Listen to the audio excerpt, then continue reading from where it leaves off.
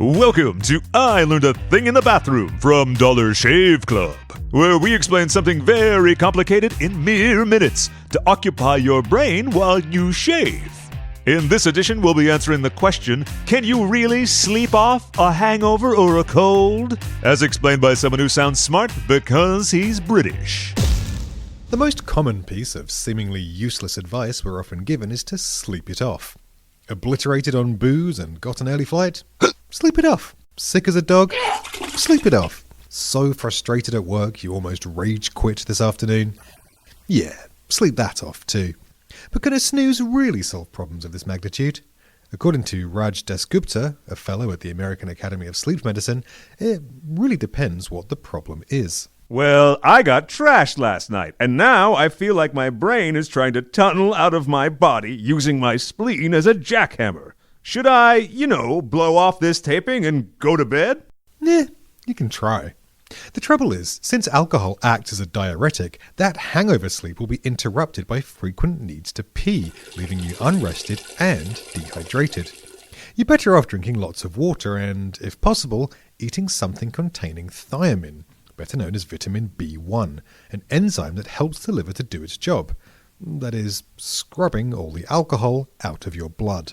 And where do I find this thigh master? Thiamine.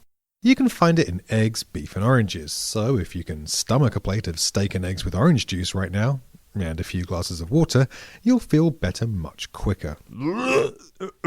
I'm good. Thank you. What about a cold? Can I sleep off the sniffles?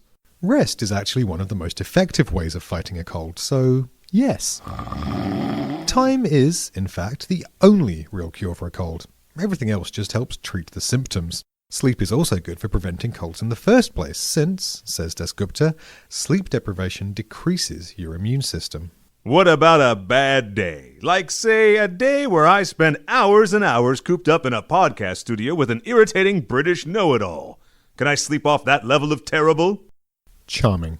After a crappy day at work, crawling defeatedly into bed does sometimes feel like the only sane thing to do, but you shouldn't do it right away. As Dasgupta explains, going to bed early after a bad day just means you'll spend hours in bed thinking about it. Worse, if you do this enough, you'll eventually associate your bed with being not a place of rest, but a place of stress, and then you're in a whole world of sleep problems. So, what do I do then? Dasgupta advises doing something non-stimulating, say, reading in a dim light before trying to go to sleep.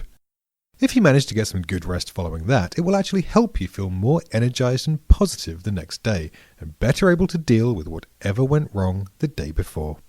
Drinking a whole bottle of bourbon counts as non-stimulating activity, right?